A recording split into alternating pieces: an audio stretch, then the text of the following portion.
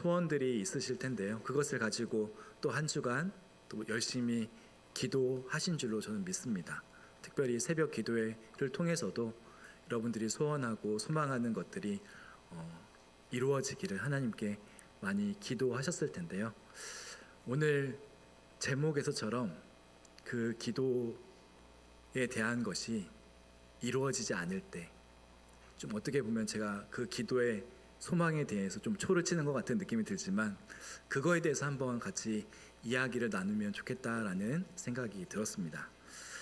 우리가 함께 읽은 이 신명기는요, 이 출애굽 후에 이제 약속의 땅, 그 가나안에 올라갈 때까지 이 이스라엘 백성들과 40년 동안 동거동락하고 또 고생하면서 이제 한 세대가 죽고 또 그 다음 세대가 이제 약속의 땅을 바라보고 있는 상황 가운데 이제 모세가 했던 설교의 내용이 바로 이 신명기 말씀입니다. 그런데 오늘 이 신명기의 3장의 말씀은요, 모세의 기도가 기록이 되어 있습니다. 우리가 함께 읽진 않았지만 23절과 24절 말씀 우리 같이 한번 읽어보도록 하겠습니다.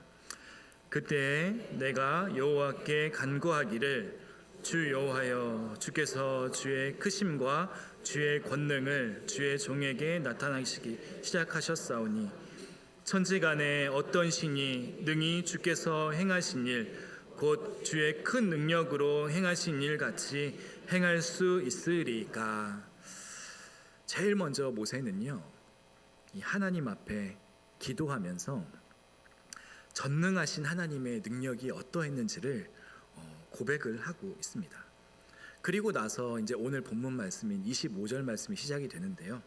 25절 말씀에서 하나님께 한 가지를 간구하죠. 25절 말씀도 같이 한번 읽어보도록 하겠습니다. 구하옵나니 나를 건너가게 하사 요단 저쪽에 있는 아름다운 땅, 아름다운 산과 레바논을 보게 하옵소서 하되.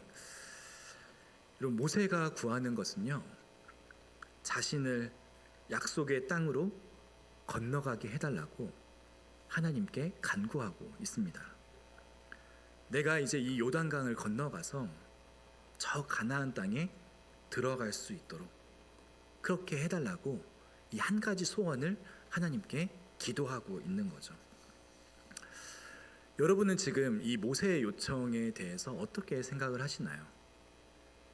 제가 생각할 때는요, 이 약속의 땅에 들어가기 위해 이 요단강을 건너게 해달라는 이 모세의 이 기도, 이 간구가 저는 충분히 타당성이 있다고 저는 생각을 합니다. 왜냐하면 지금까지 달려온, 이곳까지 지금 달려온 이 모세를 기억한다면 이 정도는 단지 이 강만 건너는 것 뿐이거든요. 이 정도는 하나님께 충분히 내가 요청할 수도 있고, 또 가나안 땅에 들어가는 것은 어쩌면 이스라엘을 이끌고 지금까지 왔던 이 모세에게는 당연한 것이라고 생각이 들기 때문입니다. 여러분, 그의 지금 소원이 몇 가지인가요? 하나님께 기도하는 게 한 가지입니다. 약속하신 저 땅에 내가 들어가게 해달라는 것입니다. 여러분, 그런데요, 그 다음 장면에 이어지는 그 모습을 보면 하나님은 그동안 우리가 알고 있던 그 하나님의 그 모습, 자비가 넘치고 인자하신 그 하나님의 모습과는 정반대의 모습이 기록되어 있습니다. 26절 말씀 우리 같이 한번 읽어볼게요. 여호와께서 너희 때문에 진노하사 내 말을 듣지 아니하시고 내게 이르시기를 그만해도 족하니 이 일로 다시 내게 말하지 말라. 하나님께서 지금 모세에게 뭐라고 말씀하시나요? 이 기도를 더 이상 하지 말라고 말씀하십니다.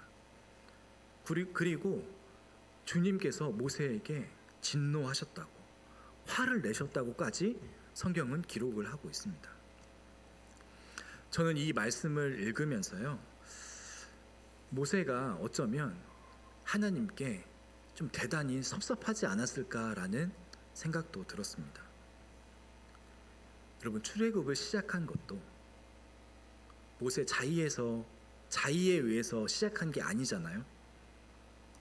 계속해서 그 길을 못 간다고 했지만 하나님이 그를 부르시고 그 계속해서 거절하는 그 모세를 하나님이 설득해서 지금 이 40년이라는 시간 동안 하나님이 그를 사용하셨습니다. 그리고 40년 동안 광야 생활을 하는데 여러분 보통 힘든 게 아니었겠죠. 목숨을 거두어 달라고 했을 정도로 하나님 앞에 그렇게 모세가 하소연할 만큼 그만큼 수많은 사람들의 원망도 듣고 또 불평도 들으면서 지금 약속의 땅 바로 코앞까지 지금 오게 된 것입니다. 그렇기 때문에 이 모세가 가나안 땅에 들어가게 해달라고 하는 그 땅을 제가 직접 밟게 해달라고 하는 이 모세의 기도는요, 그리고 이 요청은 어쩌면 되게 정당한 요구라고까지 생각이 들 정도입니다. 모세 입장에서 이러한 하나님의 거절을 들을 때 이런 의문도 들지 않았을까요? 아직도 하나님이 나를 사랑하시나? 만약 사랑하신다면 왜 나의 간구에 거절하실까? 혹시 여러분도 이런 경험들 많이 있으실 것 같아요. 정말로 간절히 기도하고 간구하고 눈물로 기도하고 새벽에 주님 전에 나와서 기도하고 그렇게 하나님께 엎드려서 기도했는데도 불구하고 하나님께서는 그것을 응답해 주시지 않은 그런 경험들 우리 모두에게 다 있을 것입니다. 그때 여러분의 마음은 어떠셨나요? 기도를 응답해 주시지 않는 그 하나님의 마음이 쉽게 이해가 되셨나요? 아니면 어떻게 나한테 이러실 수가 있냐고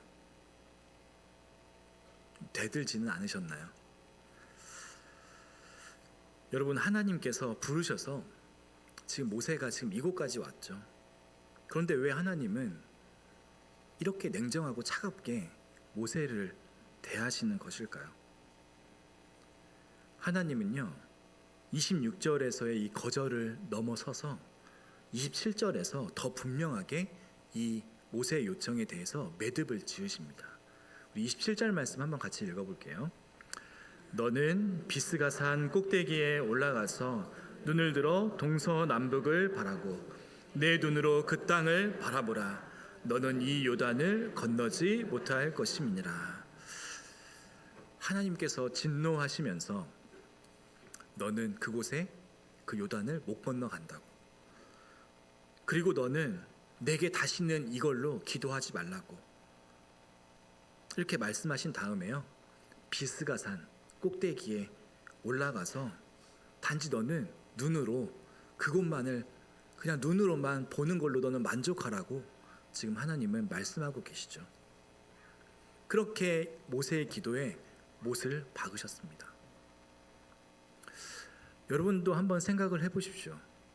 40년을 지금 돌고 돌아서 직선으로 간 것도 아니고 그 광야의 길을 돌고 돌아서 지금 이제 마지막 관문인 이 요단강 앞까지 왔는데 지금 자신의 눈앞에 뭐가 있죠? 그토록 지금까지 바라던 그곳, 그 가나안 땅이 자신의 눈앞에 쫙 펼쳐져 있는데 그 땅을 밟지도 못하고 단지 바라봐야만 하는 그 모세의 심정, 여러분들 이해가 되시나요?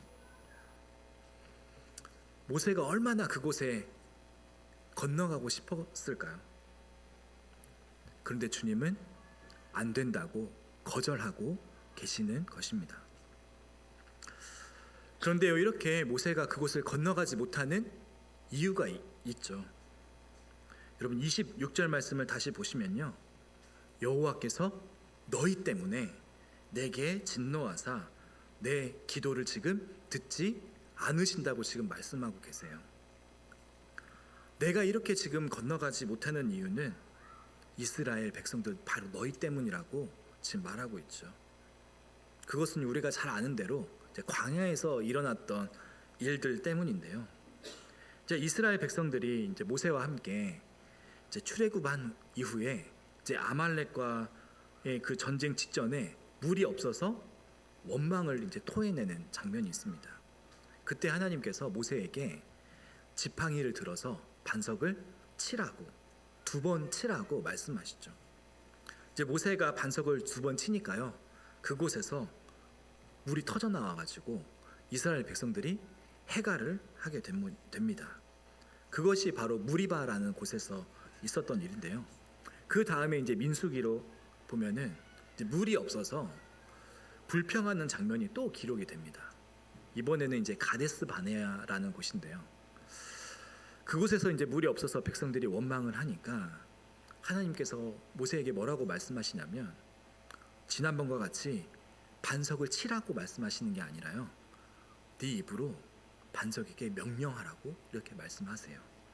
그때 모세는요, 하나님의 명령대로 입으로 명령을 했을까요? 아니죠. 불평하는 이스라엘 백성들에게 화가 나서 이 무리바에서 반석을 쳤던 것처럼 지팡이로 반석을 치면서 백성들을 꾸짖습니다.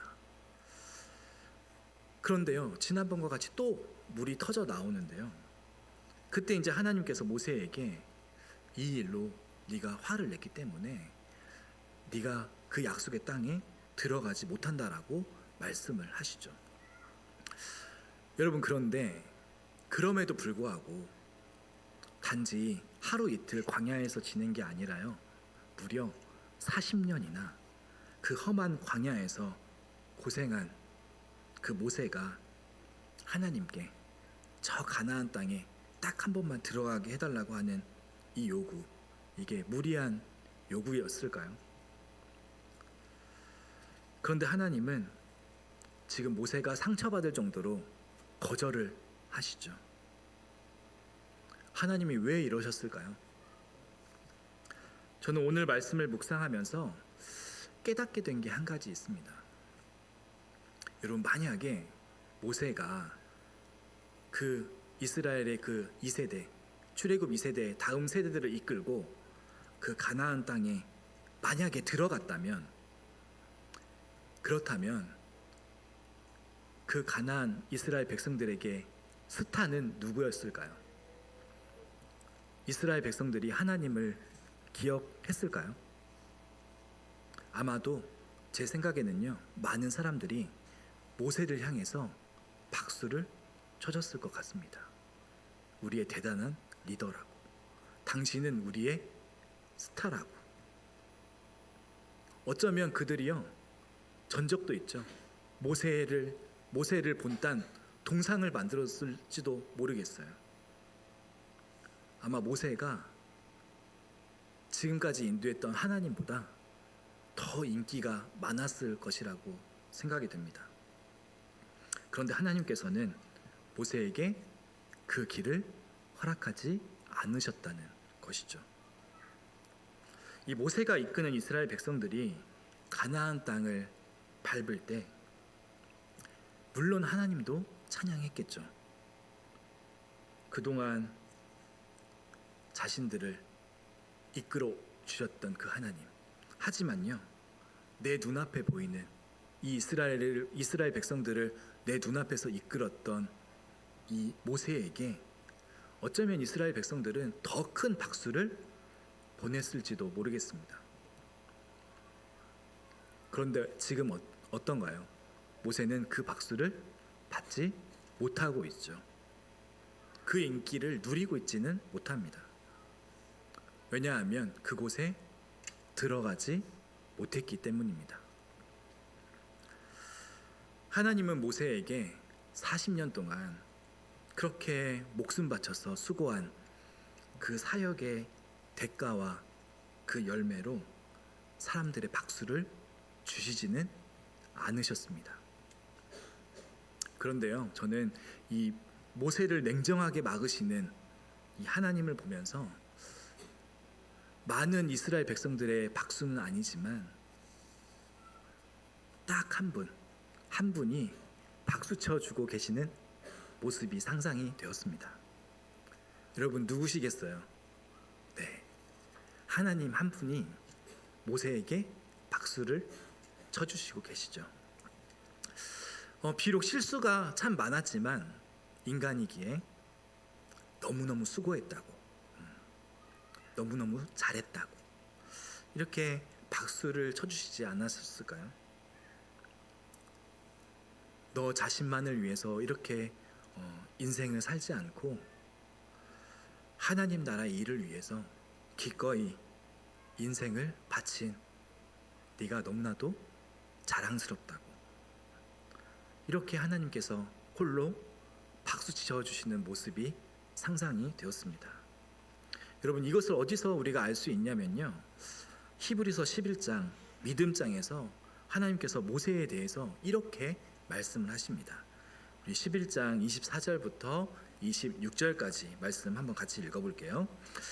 믿음으로 모세는 장성하여 바로의 공주의 아들이라 칭함받기를 거절하고 도리어 하나님의 백성과 함께 고난받기를 잠시 죄악의 낙을 누리는 것보다 더 좋아하고 그리스도를 위하여 받는 수모를 애굽의 모든 보화보다 더 큰 재물로 여겼으니 이는 상 주심을 바라봄이라. 아멘. 모세의 그 모든 수고를 그리스도를 위해 받은 수모라고 하나님께서 인정해 주셨다는 것입니다. 이것은요, 세상에서 주는 상이 아니라요, 하늘에서 주는 상이라는 것이죠. 그리고 이어지는 27절에서 모세에 대해서 이렇게 표현을 하고 있습니다. 우리 27절 말씀도 같이 읽어보겠습니다. 믿음으로 애굽을 떠나 왕의 노함을 무서워하지 아니하고 곧 보이지 아니하는 자를 보는 것 같이 하여 참았으며. 모세는요, 삶을 어떻게 살았냐면요, 보이지 아니하는 그분을 마치 보는 것처럼 지금까지 참으면서 이 40년을 살았다고 하나님은 말씀하고 계시죠. 하나님께서 이렇게 모세를 향해서 박수를 쳐주시고 계시는 것입니다. 우리 사랑하는 드림의 성도 여러분, 저와 여러분의 삶에는 두 종류의 박수가 있는 것 같습니다. 하나는요, 사람들의 박수 갈채입니다. 그리고 또 하나는 하나님의 박수입니다. 사람들이 박수 쳐주는 것을 명예라고 한다면 하나님의 박수는요, 하나님의 그 나라를 위해서 멍에를 진 사람만이 받을 수 있는 것이라고 생각을 합니다. 자신의 명예를 위해서 달려간 사람이 아니라 하나님 나라를 위해서 멍에를 진 사람, 하나님은 그들에게 박수를 쳐주실 줄로 믿습니다. 그래서 하나님께서 모세의 기도를 들어주지 않으신 것이 아니라요, 그의 기도를 거절한 것이 아니라 어쩌면 하나님이 주신 은혜라고 저는 생각을 합니다. 이 땅에는 열심히 살아가는 사람들이 너무나도 많죠. 그런데 목적이 다 다른 것 같아요. 자기 자신의 영광과 명예를 위해서 그렇게 열심을 가지고 산다면 어쩌면 많은 사람들의 박수를 받을 수는 있을 것 같습니다. 그렇게 인생이 끝나가겠죠. 그런데 하나님을 위해서 멍에를 지는 그 열심을 가진 사람들은요, 인생의 끝을 맞이할 때 모세처럼 비록 사람들의 박수는 받지 못할지라도 하나님께서 뜨겁게 박수 쳐 주실 줄로 믿습니다. 사랑하는 여러분, 저와 여러분의 인생의 호흡이 이제 마치는 날, 사람들의 박수가 아니라요, 하나님의 박수를 받는 여러분들이 되셨으면 좋겠습니다. 사람의 박수를 받는데 마음을 빼앗기지 말고 내 호흡이 마치는 날 하나님의 박수를 받는 저와 여러분들이 되기를 간절히 소망합니다.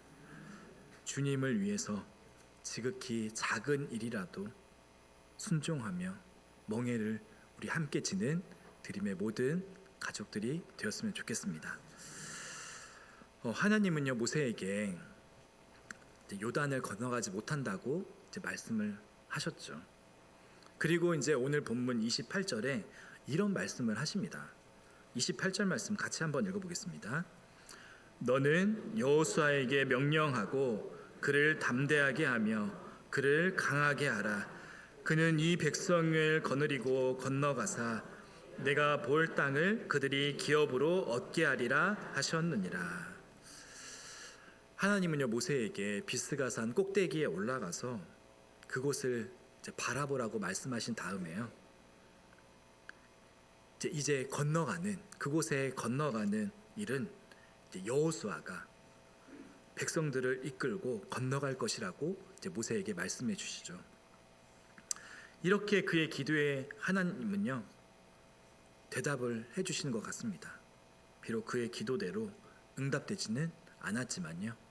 이제 너를 이어서 여호수아가 그들을 이끌고 간다고 말이죠. 오늘 이 모세의 기도의 내용을 보면서 제 마음속에 이런 질문이 들었어요. 왜 우리는 신앙생활을 하면서 왜 죽는 날까지 내가 그렇게 중요할까? 왜 그렇게 내가 중요할까? 우리는 신앙생활하는 그리스도인인데 왜 내가 중요할까? 어쩌면요 모세도 가나안 땅에 들어가게 해달라는 그의 하나님에 대한 그 기도는요 그의 마음 한편에 하나님께서 좀 자신을 조금 더 중요하게 여겨주셨으면 하는 마음도 있지 않았을까요? 이것은 우리 인간의 죄성 때문이겠죠. 하나님은 그러한 모세를 위해서 그리고 저와 여러분들을 위해서 그 다음에 무엇이라고 말씀하고 계신가요? 오늘 본문 29절 말씀 같이 한번 읽어보겠습니다. 그때 우리가 벳부올 맞은편 골짜기에 거주하였느니라. 여러분 지금 이 일이 일어나고 있는 장소가요 벳부올 건너편에 맞은편에 있는 골짜기입니다.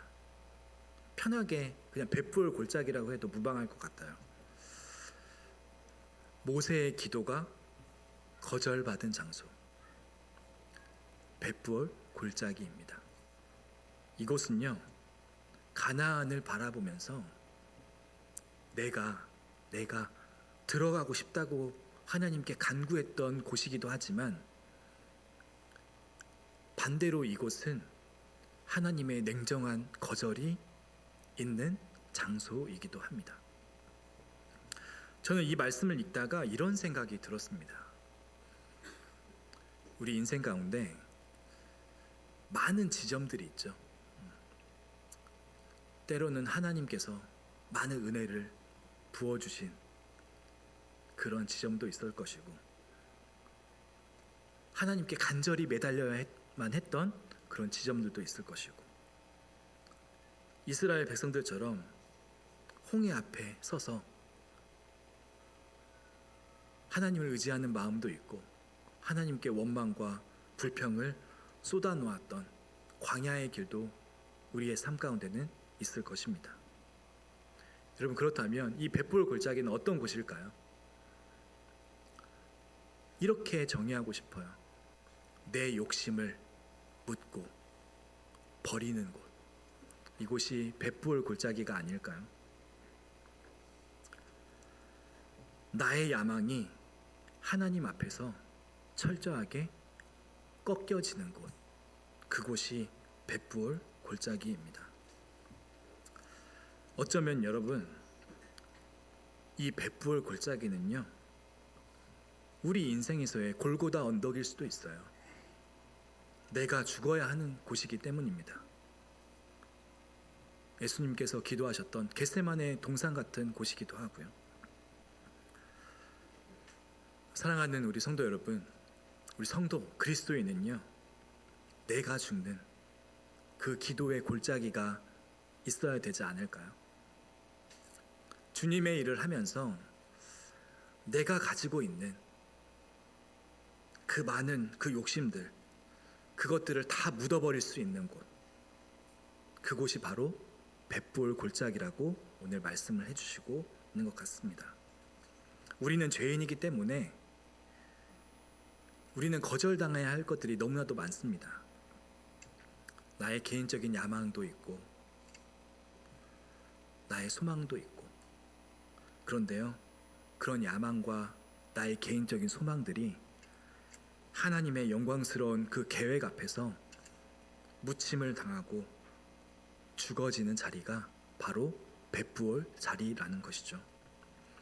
그곳은 내가 하나님이 주신 그 놀라운 그 뜻 앞에 내가 복종하고 하나님의 영광 앞에 내 영광이 묻혀지는 곳, 내가 죽음으로 다시 하나님이 영광 받으시는 곳, 그 하나님에 대한 그 믿음으로 감사와 감격이 다시 살아나는 곳, 저는 그곳이 벳부올 골짜기라고 믿습니다. 그 자리가 있는 사람만이 하나님께서 주시는 그 감격을 가지고 오늘 또 순례자의 길을 걷게 될 줄로 믿습니다. 때로는요, 우리의 그 길에 대한 그 방향을 잊어버릴 때도 있겠죠. 목표를 향해서 달려갈 때도 분명히 있을 거고요. 그러나 우리가 평생 이 한 가지를 우리가 기억했으면 좋겠습니다. 내가 하나님 앞에 엎드리는 그 기도의 골짜기, 나의 벳부올 골짜기, 그 벳부올 골짜기가 우리에게는 꼭 필요한 줄로 믿습니다. 여러분의 인생 가운데 내 꿈이 죽고 내 소망이 죽는 그 기도의 골짜기가 혹시 있으신가요? 여러분의 벳부올 골짜기는 어디신가요? 이 자리가 있어야 내 욕심이 하나님 앞에서 거절당할 수 있음을 믿습니다. 그리고 나를 통해서 내가 아니라 오직 하나님만이 영광 받아 주실 줄 믿습니다. 사랑하는 드림의 성도 여러분, 벳부올 골짜기는요, 내가 묻히는 곳입니다.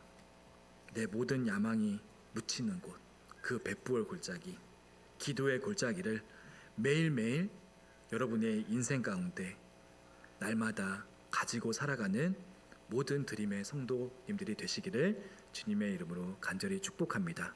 그래서 나의 영광이 아니라 하나님께서 영광 받으시는 그런 인생이 저와 여러분의 인생이 되시기를 주님의 이름으로 축복합니다.